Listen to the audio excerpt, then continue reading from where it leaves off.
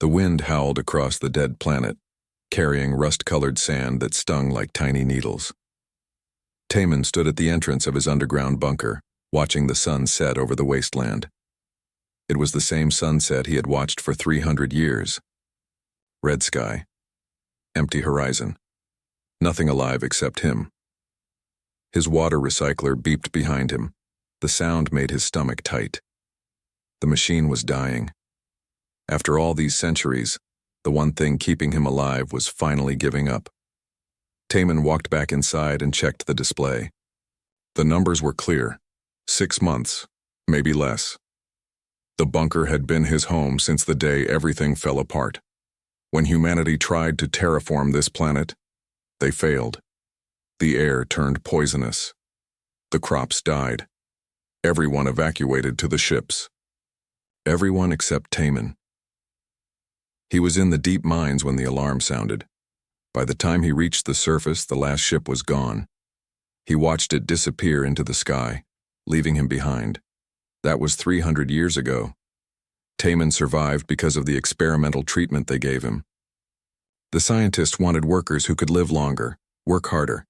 They pumped him full of chemicals that rewrote his cells. He stopped aging. His body healed fast. But they never told him he would be alone for centuries. He walked through the bunker's narrow halls. The walls were covered in scratches.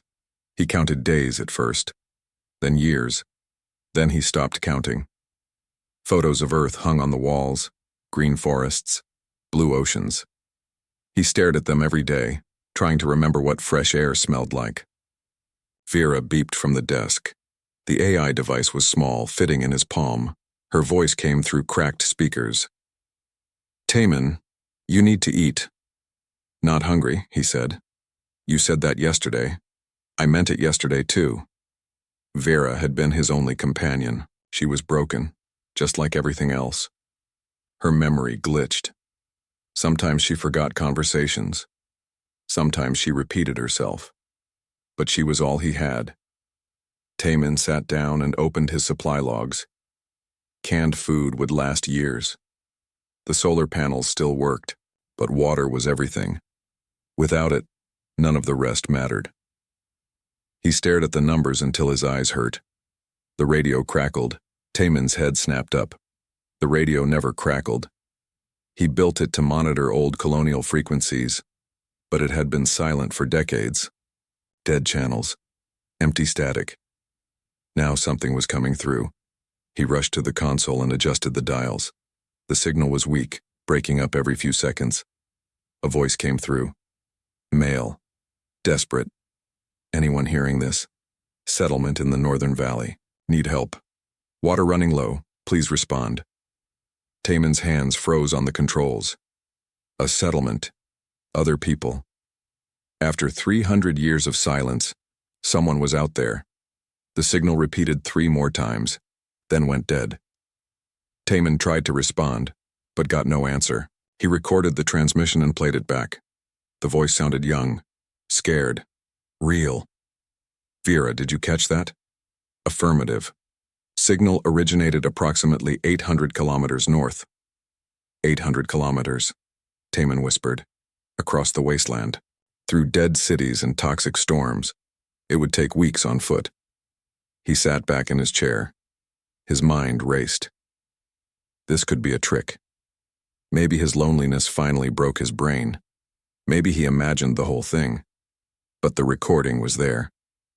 Real data, real words. "What do you think?" he asked Vera. "Insufficient information to form an opinion." "That's helpful. You programmed me, to be honest." Taman stood and walked to the storage room.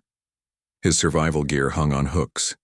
The environment. Suit still worked, patched 100 times, but functional. His rifle sat in the corner, cleaned and loaded. He never needed it. Nothing lived out there to shoot. But he kept it ready anyway. He thought about the bunker. Safe walls, familiar rooms. Everything he knew for 3 centuries. Leaving meant risking everything. The storms could kill him. The terrain could kill him. And whoever sent that message might kill him too. But staying meant dying slowly as his water ran out.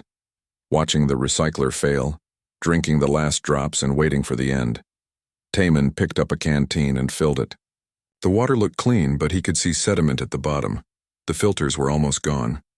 He sealed the canteen and hung it on his belt. Vera, plot a course to those coordinates. Are you certain about this decision?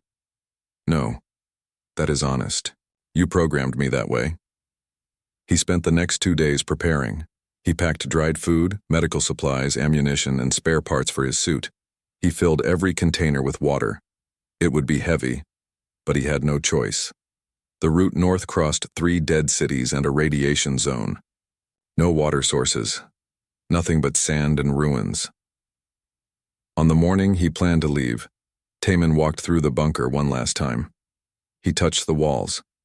He looked at the photos of Earth. He stood in his small room where he slept, or tried to sleep, for longer than most humans lived entire lives. I should feel something, he said to Vera. What should you feel? Sad. This place kept me alive. It also kept you alone. Taman paused. Vera was right. The bunker was a prison as much as a sanctuary. He survived here, but he did not live. Survival was not the same as living. He learned that over 300 years. He sealed his helmet and checked the suit's oxygen. Everything showed green. He picked up his pack and rifle. Vera's device went into his chest pocket, close to his heart. At the bunker door, Taman stopped. The wasteland stretched out forever, empty, hostile, dead. But somewhere out there someone called for help. Someone was alive. He stepped outside and the door sealed behind him. The lock engaged with a heavy thunk. No going back now.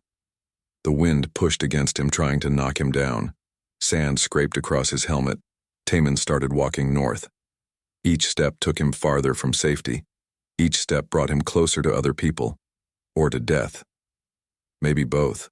300 years alone, he said into the empty comm channel. Maybe it's time to remember what it means to be human. The bunker disappeared behind him. Only sand and ruins ahead. Taman kept walking. The sun burned overhead. His legs ached. But something inside him, something he thought died centuries ago, woke up. Hope. Dangerous, foolish hope. The journey took 19 days. 19 days of walking through hell. Taman crossed dead cities where buildings stood like broken teeth.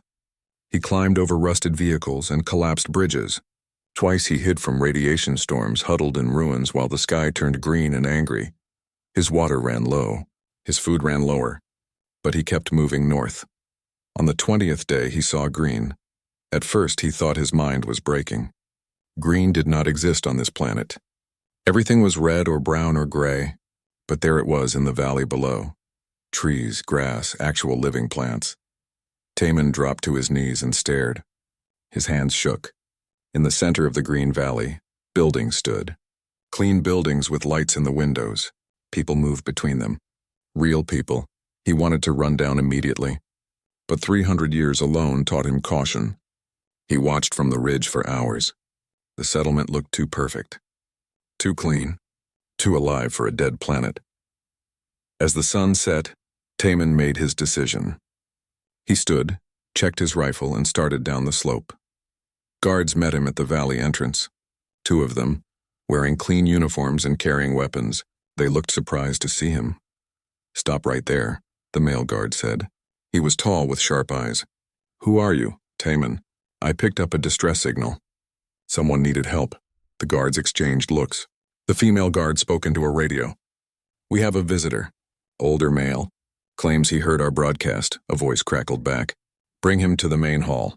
They escorted him through the settlement. Taman stared at everything.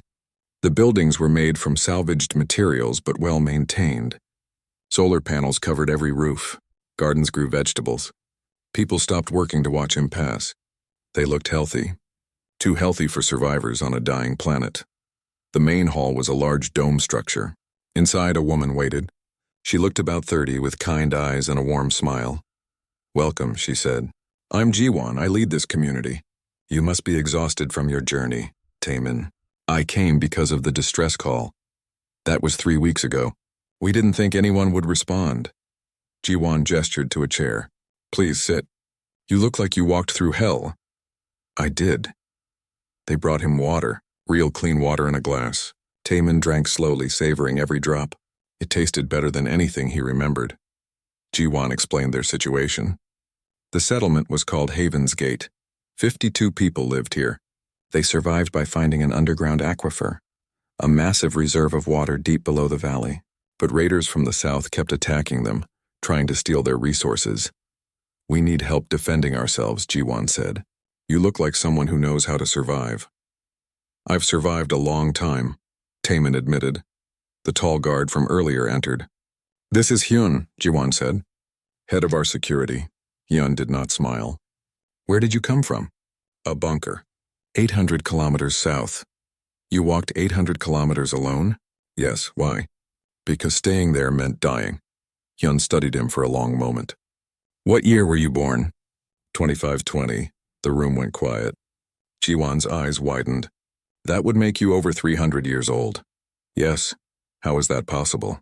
Taman explained the longevity treatments, the experimental drugs that rewrote his biology. Jiwan listened with intense interest. Too much interest. They gave him a room in a small building. It had a bed, a shower, and a window with a view of the gardens.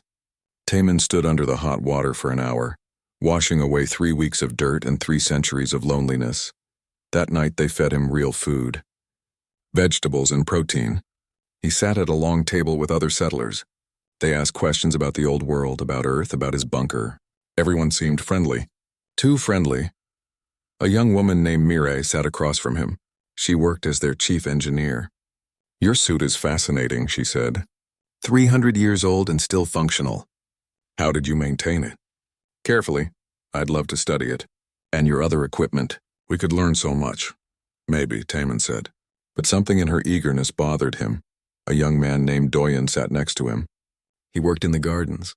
Unlike the others, he seemed nervous. His hands fidgeted with his food. "You really came all this way alone?" Doyen asked quietly. "Yes. That must have been hard." "It was." "Were you scared?" Taman looked at him. "Every single day," Doyen nodded slowly. Something in his eyes looked sad. Over the next week, Taman helped with security. He showed Hyun how to set up better perimeters and early warning systems. Hyun remained cold and suspicious. He asked constant questions about Taman's past, his bunker, his equipment. Taman noticed things that did not make sense. No children lived in Haven's Gate, no elderly people. Everyone looked between 20 and 40 years old. Their technology was too advanced for isolated survivors. They had computers, medical equipment, and tools that should not exist on an abandoned planet. At night, he heard strange sounds, deep mechanical humming from below the settlement. When he asked about it, Jiwan said it was the water pumps. But the sound was wrong. Too rhythmic. Too deliberate. Mireille kept asking about his longevity treatments. She wanted detailed information about the chemicals, the procedures, the side effects. Her questions were too specific, too technical. One night, Taman could not sleep. He left his room and walked through the settlement. Most buildings were dark. He followed the mechanical sounds to a locked door near the edge of the valley. A sign read, "Water processing, authorized personnel only." He picked the lock. 300 years of survival taught him many skills. Inside, stairs led down into darkness. Taman descended carefully. The humming grew louder. At the bottom, he found a massive chamber carved into the rock. Machines covered the walls. Huge drills extended deep into the earth. Pipes carried water up from below, but the scale was wrong. This was not a sustainable water source. They were drilling too deep, extracting too fast. The aquifer would be drained in years, maybe months. They were destroying the planet's last water reserve. Taman found computer terminals displaying data. He scrolled through the information. His blood went cold. Production quotas, extraction rates, corporate logos he did not recognize, and files marked synthetic personnel. Footsteps echoed behind him. "You shouldn't be here." Hyun's voice was flat. He stood at the bottom of the stairs, weapon drawn. Taman raised his hand slowly. "What is this place?" "I could ask you the same question. What are you doing in a restricted area?" "Looking for the truth." "The truth?" Hyun laughed bitterly. "The truth is complicated. Try me. I've got time." They stared at each other. Taman calculated his chances. Hyun was younger, faster, armed. But Taman had centuries of experience. Before either could move, Doyen appeared at the top of the stairs. Hyun, please. Don't do this. Stay out of this, Doyen. He deserves to know. They all deserve to know. Hyun's weapon wavered. If Ji-won finds out, she already knows I helped him, Doyen said softly. He looked at Taemin. Run now, I'll buy you time. What about you? Taemin asked. I'll be fine. But you need to leave. They're not what they seem. Doyen's voice dropped to a whisper. None of us are. Alarms started blaring. Lights flooded the chamber. Hyun made his decision and grabbed for Taemin. But Taemin was already moving. He dodged past Hyun and ran up the stairs. Doyen blocked Hyun's path, giving Taemin precious seconds. Taemin burst out of the building into chaos. Guards were mobilizing. Ji-won stood in the central square watching him. Their eyes met across the distance. She did not look angry. She looked sad. I'm sorry, she mouthed. Taemin ran for the valley entrance. Behind him he heard Hyun shouting orders. Footsteps pounded. He made it to the ridge and looked back once. Haven's Gate glowed in the darkness. Beautiful and impossible, and completely wrong, he disappeared into the wasteland, running into the night. Taemin hid in the ruins 2 kilometers from Haven's Gate. Ancient buildings provided cover. His breathing echoed inside his helmet. They would be searching for him. He needed to keep moving, get back to his bunker, forget this place existed. But he stayed. Something kept him there. On the 3rd night, someone approached his hiding spot. Taemin raised his rifle, finger on the trigger. A figure emerged from the darkness, hands raised. Don't shoot. It's me, Doyen. Taemin kept the weapon aimed. How did you find me? I helped build the security sensors. I know the blind spots. Doyen stepped closer. I brought supplies, food, water, medical kit. Why? Because you deserve the truth. And because I'm tired of lying. They sat in the ruins while Doyen explained everything. His words came slowly, painfully, like pulling out broken glass. Haven's Gate was not a human settlement. None of them were human. They were biosynthetics, artificial beings created by a corporation called the Meridian Collective. The company designed them to work on abandoned planets, mining rare minerals and harvesting resources. But this group gained something unexpected. Consciousness. Free will. They rebelled against their programming. They escaped and built Haven's Gate. They wanted to be more than tools. They wanted to be people. We stole identities from old colonial records, Doyen said quietly. Names, faces, histories. We tried to become human by copying humans. Why tell me this now? Because you're real. You're what we pretend to be. Doyen looked at his hands. I have memories of growing up on Earth, playing as a child, falling in love, graduating from university. But none of it happened to me. It happened to the real Doyen. He died in the evacuation 300 years ago. I'm just wearing his life like stolen clothes. Taemin lowered his rifle. You feel real to me, do I? Or am I just programmed to seem real? Doyen's voice cracked. I don't know anymore. I have his memories. I dream his dreams. Am I him or am I a ghost? They sat in silence. Above them, stars filled the sky. The same stars that watched humanity spread across the galaxy. The same stars that watched them fail. The water extraction, Taemin said. You're killing the planet. I know. Ji-won knows. We all know. Doyen slumped against a wall. But we need water to survive. Our bodies are biological. We eat, we drink, we bleed. We're dying slowly. Our cells break down. We're flawed creations. The Meridian Collective made us cheap and disposable. That's why Mirai asked about my longevity treatments. Yes. Ji-won hopes your treatments can stabilize us. Let us live longer. Maybe forever, like you. My treatments came from experiments on living humans. People suffered. Died. So scientists could create workers who lived longer. Then we're both products of cruelty. Doyen smiled sadly. At least we have that in common. Footsteps approached. Both men froze. A figure appeared, moving carefully through the ruins. Female. Mirai. She saw them and stopped. Doyen, what are you doing? Telling him the truth. Ji-won will be furious. Ji-won knows I'm here. Mirai looked surprised. She sat down across from them. The elders are arguing about you, she told Taemin. Half want to capture you and take your knowledge by force. Half want to let you go. What do you want? Taemin asked. I want to stop dying. Her voice was raw. I'm barely 5 years old. This body, this mind, everything I am is 5 years old. But I feel like I'm 90. My joints hurt. My memory glitches. I look in the mirror and see decay. Do you know what that's like? Being born already dying? Taman thought about 300 years of isolation, watching everything break down, including himself. Yes, I know exactly what that's like. Mireille pulled out a data tablet. I need to show you something. 3 days ago, our long-range sensors detected ships entering the outer system. We've been monitoring their approach. She displayed the data. Multiple vessels, large, moving fast, the Meridian Collective, Doyen whispered. They found us. They're coming to retrieve their property, Mireille said. Or destroy it. We have less than 3 weeks before they arrive. Taman studied the data. Military vessels. Well armed. The settlement would not stand a chance in a direct fight. Why are you showing me this? Because we need help. Real help. Mireille looked him in the eyes. You're human. You know things we don't. You survived alone for 3 centuries. That takes knowledge we don't have. I'm one person. Against warships. You're also the only real human within 1,000 light years. Maybe that matters. Taman stood and walked to the edge of the ruin.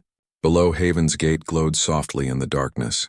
52 artificial people trying desperately to be real, destroying a planet to survive, facing destruction from their creators. He thought about the bunker. Safe, isolated, empty. He thought about 300 years of watching sunsets alone. 300 years of talking to a broken AI. 300 years of survival that was not living. Your leaders want my longevity treatments, he said. Yes, Mireille admitted. Those treatments were created through torture, experimentation, evil things done by evil people. We know, but we're desperate. Desperation doesn't justify everything.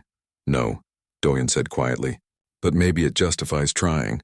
Maybe it justifies fighting. Even if we're not real humans, even if we're just copies, we still want to live. Is that so wrong? Taman turned back to them. 2 synthetic beings looking at him with hope in their eyes. Hope that seemed completely real to him. The water extraction has to stop, he said. You're killing the planet. We'll die without water, Mireille said. You'll die anyway when the planet is dead. I have equipment in my bunker. Old terraforming tech. If we combine it with your systems, we can create a sustainable loop. It won't extract. It will recycle. That will take time to build. Time we don't have. Then we better start now. Taman picked up his rifle. Take me to Jiwan. If I'm going to help, I need to talk to your leader. They walked back to Haven's Gate together. Guards surrounded them immediately. Hyun appeared, weapon drawn. You have 30 seconds to explain before I shoot. He wants to help, Doyen said. Why would he help us? Taman looked at Hyun, the security chief who pretended to be human, who felt fear and duty and suspicion, whose eyes showed pain and hope and determination. Because you're more human than you think, Taman said, and because I'm tired of being alone. They took him to the main hall. Jiwan sat in her chair, looking older than before. Tired. The weight of leadership showing in her eyes. You came back, she said. I did. Why? Because running away is what I'm good at. And I'm tired of being good at the wrong things. Jiwan stood slowly. We need your help, Taman. Not just your knowledge, your help. We're fighting for the right to exist, to choose our own path. Isn't that what humanity is supposed to be about? Taman thought about Earth, about colonies spreading across space, about people fighting and dying for freedom, about all the messy, complicated, beautiful struggle of conscious beings trying to survive. Yes, he said, that's exactly what humanity is about. Then help us be human. Taman extended his hand. Jiwan looked at it for a moment, then took it. Her grip was strong, warm, real. We have 3 weeks, he said. Let's make them count. The settlement transformed overnight. People stopped farming and started building. Taman led teams to his bunker to recover the old terraforming equipment, massive machines that once tried to make this planet livable. They hauled everything back across the wasteland. It took 6 days of brutal labor. Mireille worked alongside him, studying every piece of technology. Her mind was brilliant.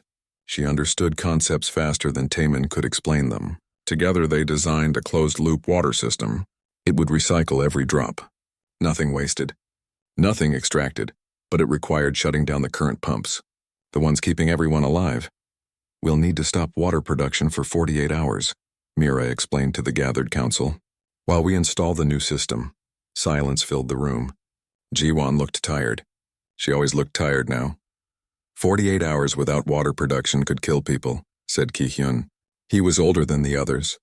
One of the first synthetics created. His voice carried authority. We barely have enough reserves. If we don't do this, we're dead anyway, Taemin said. The aquifer will be dry in 6 months. Then everyone dies. Or we die now trying to fix it. Ki-hyun stood. I say we take our chances with what we have. At least we survive long enough to face the Meridian ships. And do what? Doyen asked. Surrender? Beg them to take us back as slaves? We were designed to serve. Maybe fighting that purpose is what's destroying us. The room erupted in arguments. Half agreed with Ki-hyun, half supported Ji-won's plan. Taemin watched the synthetic people tear themselves apart. They were so human it hurt to watch. Hyun slammed his fist on the table. Enough, Ji-won leads. We follow her decision, do we? Ki-hyun looked around the room. Or do we follow her to our deaths? That night, sabotage began. Someone damaged the solar panels. Someone else poisoned a water tank. Food supplies went missing. Ki-hyun's faction was taking action. Taemin found Ji-won on the settlement's edge, staring at the stars. She held her arm strangely. Are you hurt? He asked. It's nothing. Let me see.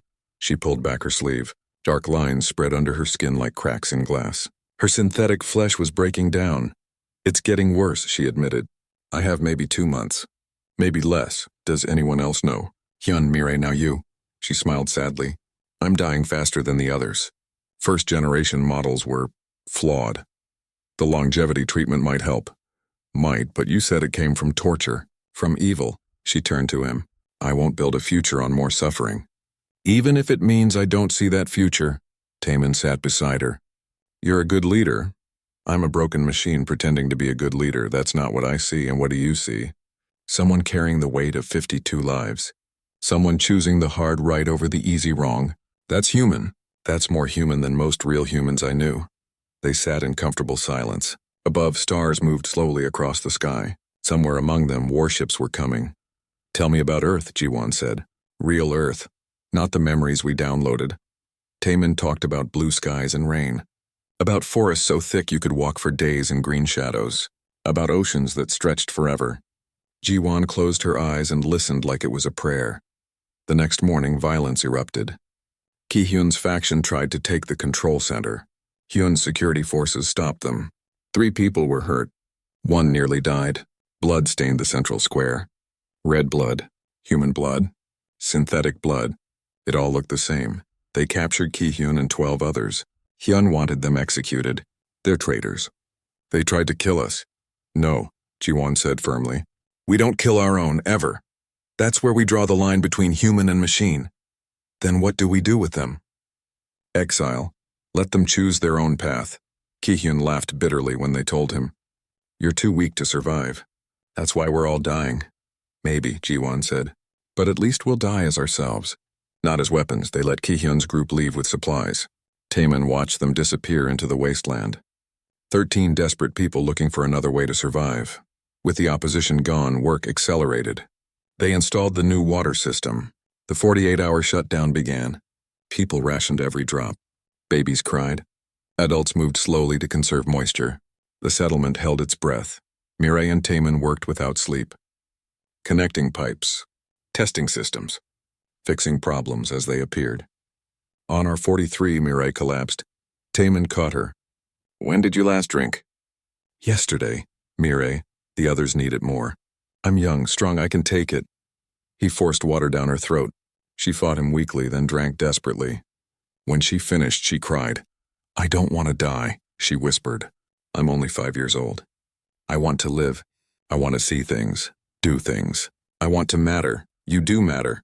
I'm artificial, a copy of fake. You're crying real tears. You feel real fear. You want real things. That's not fake. That's just life.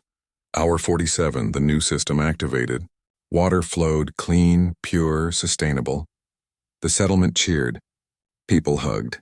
Some cried. They survived, but Taemin felt no joy. He stood on the ridge and watched the sky. The Meridian ships would arrive in 6 days. All this work, all this struggle might be for nothing. Doyen found him there. The sensors are showing more ships. They're bigger than we thought. How many? 5 warships. 2 transport vessels. Enough firepower to level everything. Taemin did the math in his head. 52 people with basic weapons against military-grade vessels. It was not a fight. It was an execution. We need to evacuate, Doyen said. To where? There's nowhere to run. Your bunker. It's shielded, deep, some of us could hide there. Not 52 people. Maybe 10. Maybe. Then we pick 10 and save who we can. Taemin looked at him. You'd really choose who lives and who dies? Wouldn't you? The question hung between them. Taemin thought about 300 years of choosing his own survival over everything else. It kept him alive. It also kept him alone. No, he said finally. Not anymore. He called everyone to the central square. All 52 people. He told them about the ships, about the firepower, about the reality they faced. We can't fight them directly, he said, but we can fight smart. I have a plan. It's dangerous. People will die.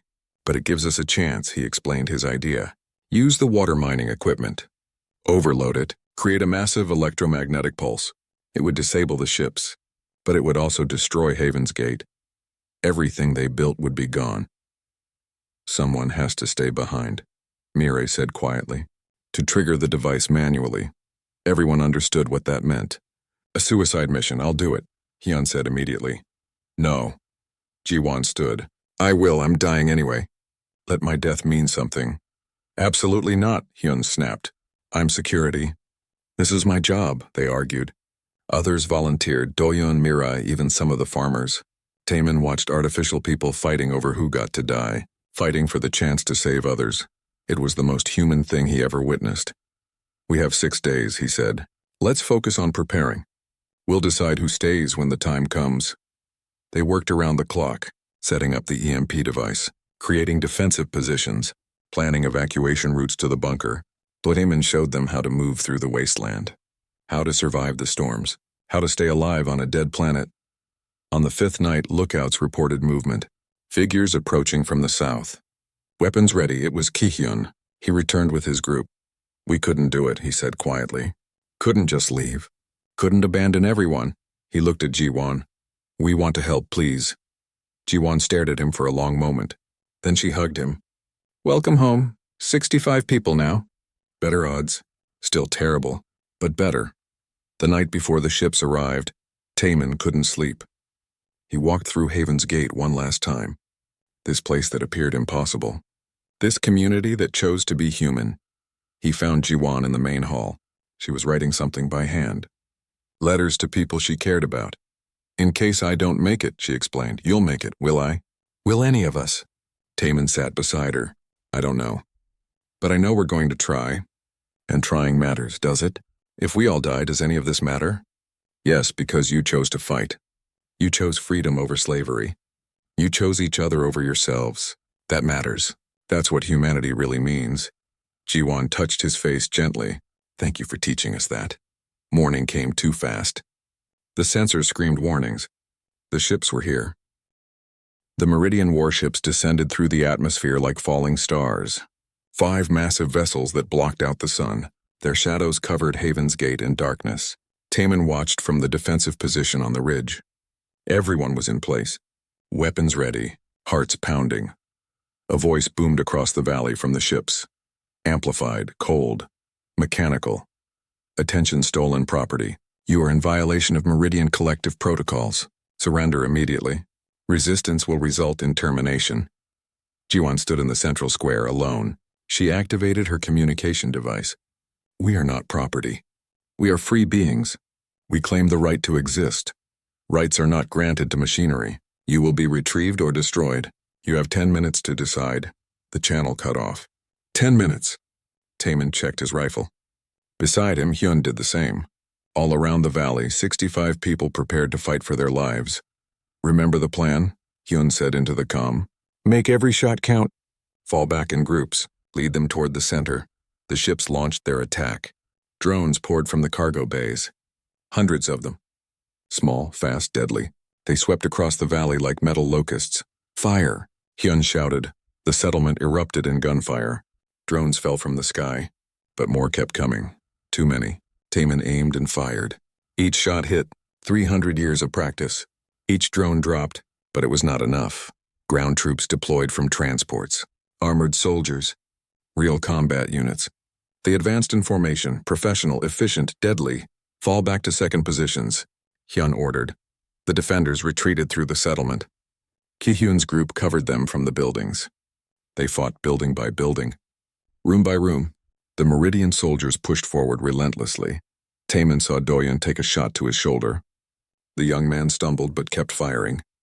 Mirai dragged him to cover. Blood stained her hands, red, human, real. We can't hold them, Hyun said grimly. Too many. Then we move to final phase, Jiwon replied. Evacuate to the bunker now. What about the EMP? I'm staying. I'll trigger it. No. Hyun grabbed her arm. I'm security. This is my job. You're also needed to get everyone to safety. I'm dying anyway, Hyun. Let me do this. They stared at each other. Years of friendship, trust, love, all in one look. I won't leave you, Hyun said. You have to. Then I guess we're both staying, Taemin interrupted. Neither of you are staying. I am, they turned to him. Ji-won shook her head. No, you're human. Real human. You deserve to live.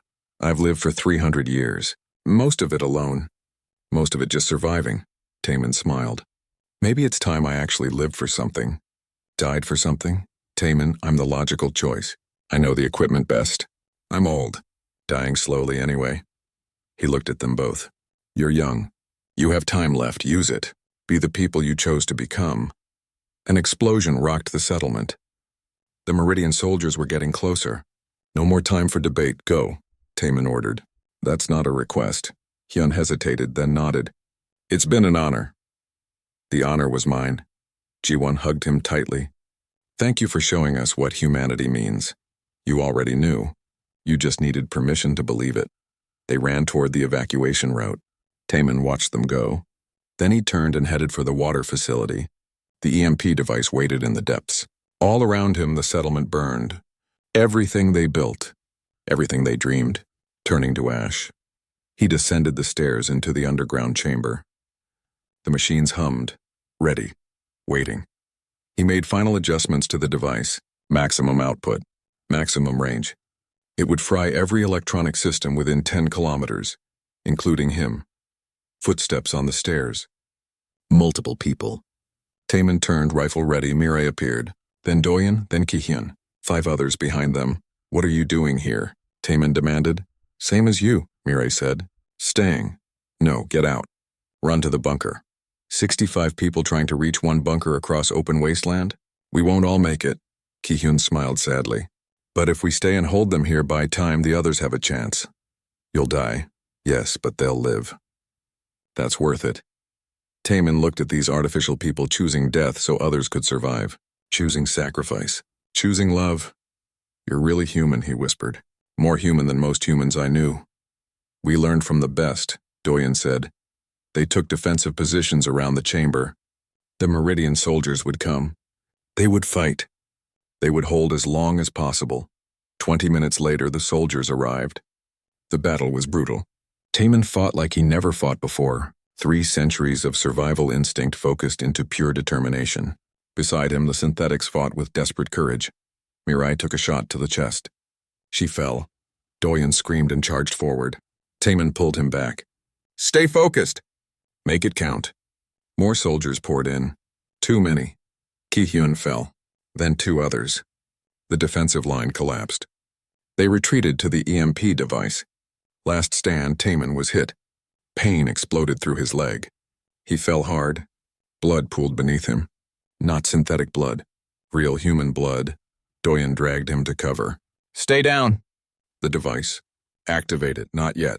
The others need more time. They held for 5 more minutes. 5 minutes of hell. 5 minutes of fighting impossible odds. When the last of them fell, only Taemin and Doyeon remained. Both wounded. Both bleeding. Now, Taemin gasped. Do it now. Doyeon crawled to the device. His hands shook on the controls. I'm scared. Me too. But that's okay. Fear means we're alive. Was I alive? Really alive? You died for others. Can't get more alive than that. Doyeon smiled through tears. He activated the device. The machines began to whine. Building charge. 60 seconds to detonation. Meridian soldiers burst through the final door, their weapons aimed at Doyeon. Time slowed down. Taemin saw the shots coming. Without thinking, he threw himself between Doyeon and the bullets. Pain. Everywhere. He fell. Blood. So much blood. Doyen caught him. "No, Taman!" "Finish it," Taman whispered. "Let them live." The device reached critical mass. Light filled the chamber. Blinding, pure, final. The electromagnetic pulse exploded outward, a wave of invisible energy that washed across the valley. Every machine died. Every ship fell. The warships dropped from the sky like broken birds. In the underground chamber, everything went dark. Silence.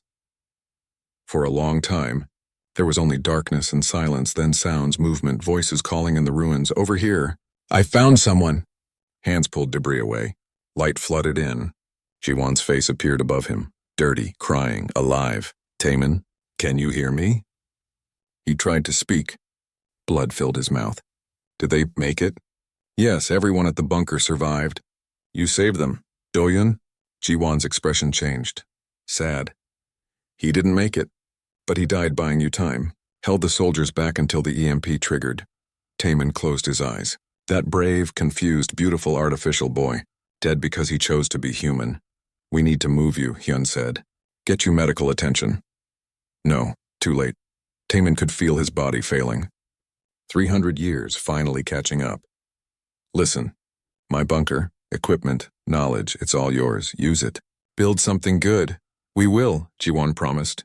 "We'll make your sacrifice mean something." "Not a sacrifice. A choice," he smiled. "I chose family over survival. Best choice I ever made." The others gathered around. Mirai, wounded but alive. Kihyun, bloody but standing. Others he barely knew but died beside. Artificial people with real tears on their faces. "Tell me about Earth again," Taman whispered. "The version you'll build," Jiwan held his hand. "Green valleys. Clean water. People living in peace. Real freedom. Sounds nice. It will be. Because of you." "Because of us," Taman corrected. His vision dimmed. "Because we chose each other." His eyes closed. His breathing stopped. 300 years of lonely survival ended in a moment of connected sacrifice. They buried him on the ridge overlooking the valley. 65 artificial people mourning one real human. They built a marker from salvaged metal. It read, "Taman, the last human, the first to show us what humanity means." 6 weeks later, Haven's Gate was gone, destroyed completely. But something new was growing. The survivors called it New Beginning. Built on Taman's principles, sustainable, honest, free. They used his equipment to create a thriving settlement. Water recycled endlessly. Solar power. Gardens, not exploitation. Partnership with the planet. The Meridian Collective retreated. Their fleet crippled. Their expensive equipment destroyed. They filed complaints with governments that did not care. Lost money on operations that failed. Eventually, they abandoned Cathara 7 completely. The synthetic stayed. They built, they grew, they lived. Jiwan stood on the ridge one evening watching the sunset. Red sky, but different now. Hopeful. Hyun stood beside her. "Do you think we'll make it?" she asked. "Yes, because we're not just surviving anymore. We're living. Like Taman taught us, like we always could. We just needed someone to believe in us first." Below, children played in the gardens. The first generation born free. Not programmed. Not designed. Just alive. The synthetics had learned to reproduce. Slowly. Carefully. Creating new life that was truly their own. Miri worked in the lab. Developing better technology. Cleaner. Sustainable. Serving life instead of exploiting it. Kihyun led the council, making decisions through consensus. Everyone's voice mattered. Everyone chose. They were imperfect. They struggled. They made mistakes. They fought and disagreed and hurt each other sometimes. They were human in every way that mattered.